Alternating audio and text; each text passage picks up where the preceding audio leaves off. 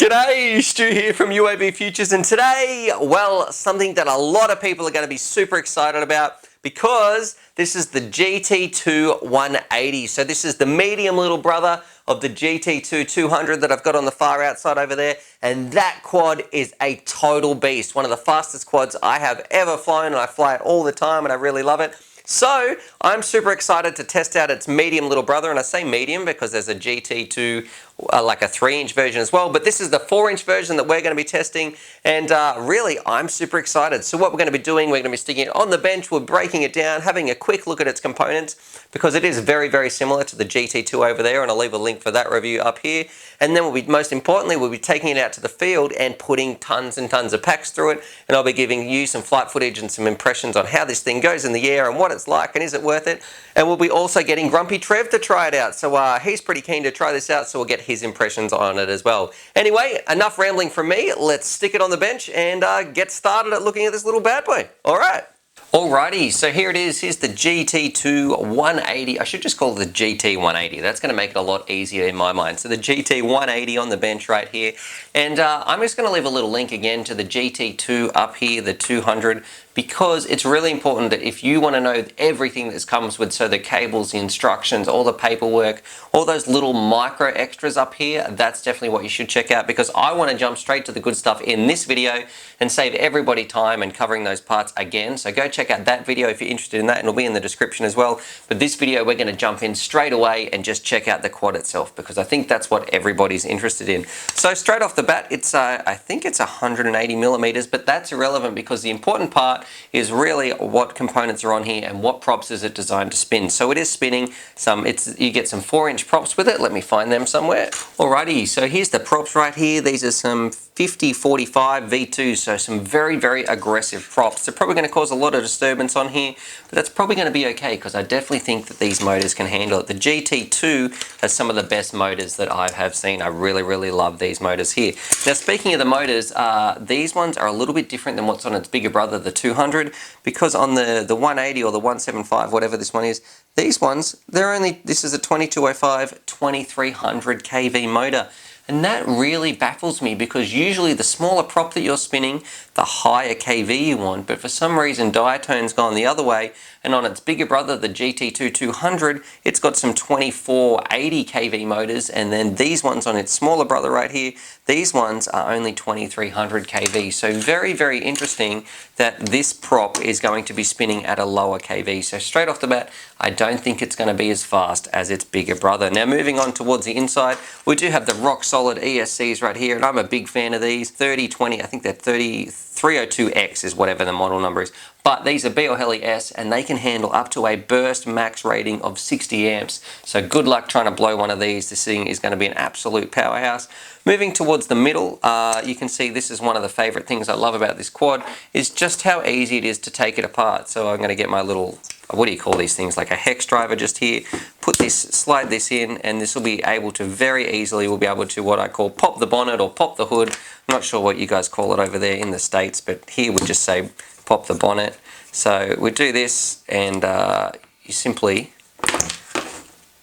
if I can, oh, I've also got to loosen these ones up at the back, excuse me. Alrighty, so I've loosened them up now, and now this is where the good stuff happens. And before I open it up, you do have a little camera in the front, and these cameras, it's a CCD camera. It's not my favorite, but it's also not the worst. So I've actually changed mine out to some some Runcam ones in the past, but look, this one's going to be, it's not a bad camera, but it's not a good camera either. It's not the greatest. So I'm simply going to unplug that right here, and look, I just love how the GT2s, you can do that. It makes it so easy to work on.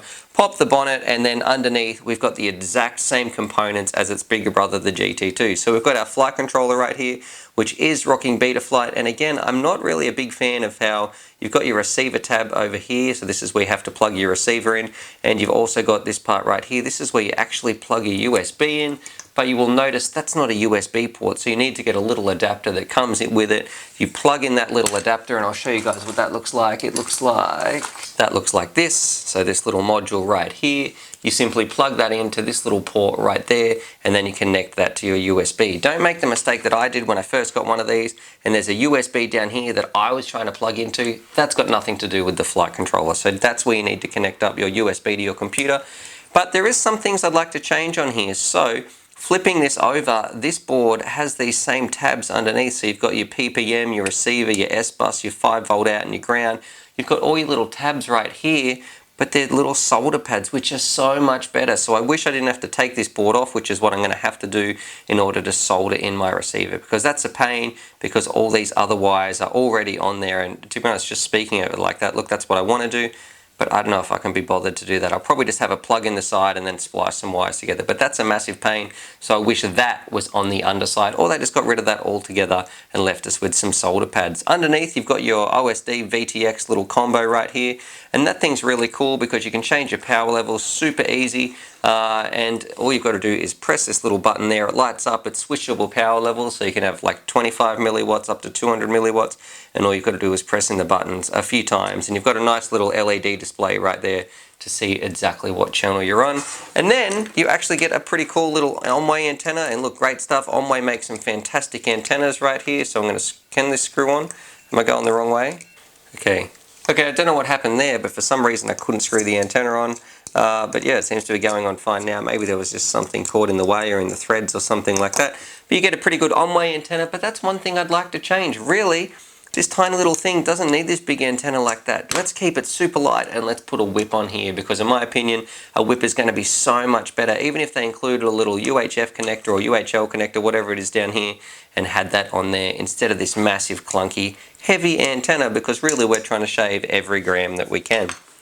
Now, if we talk about the frame itself, the GT2 frames, in my opinion, are works of art. They are 5mm thick carbon. They're almost indestructible. They've got this awesome place for an easy switch in of your Velcro strap. That simply slides in under here, and you do get a Velcro strap somewhere in your kit, and that simply slides in here. So overall, look, I knew this was going to be a good quad because it's so similar to the GT2, and really the only changes that you're looking at is it's a little bit smaller and you're going to have a little bit less power because the KV is smaller and it's also spinning a different propeller. So that's what it's like on the bench, but of course let's take it out to the field and rip it around and see how it goes and pump a few batteries through it. And we'll also get Trev to check it out as well and see what he thinks when he's flying this thing around and get Grumpy Trev's impressions. Anyway, let's cut to the field in 3, 2, 1. Rightio, so we're down here in the field and we're going to do a little bit of rippage with the GT, I guess the 4-inch, the GT175 or whatever it is.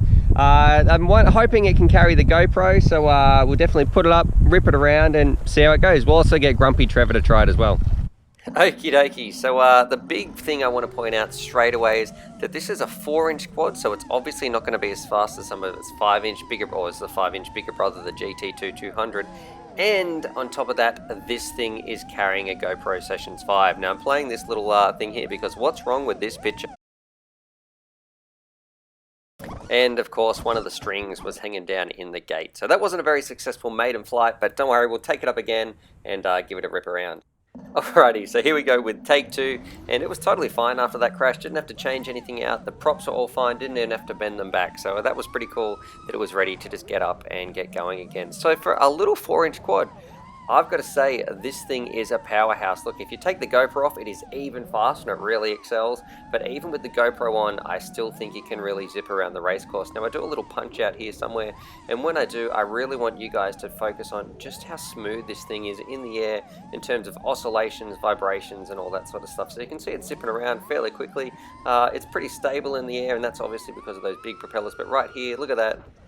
Doing a little bit of acro as well, just straight up. There was no oscillations if you watch that back at all, no jumping around.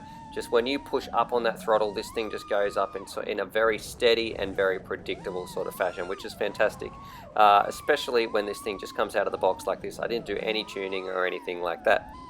Now here's another one of those punch outs, and just check it out. I'm just going to stop talking. You can see just how smooth that was and a little bit of a slower turn, so it feels fantastic in the air. But yeah, I love it when you can really smash a quad and you can really hammer the throttle and you don't get any of those oscillations, because a lot of quads that I do fly around, I think they feel great in that mid-range, but when they're hitting the top peak of their batteries and they're really pushing it, that they start to jump around a little bit. This thing felt rock solid the whole time. So I'm trying to do a little bit of a power loop here, but it probably doesn't have quite as much power as I'm hoping for, so I sort of had to bail and turn it around. But overall, I was really happy with this. I knew it it was going to be a fantastic quad because it's a little brother of the GT2 200.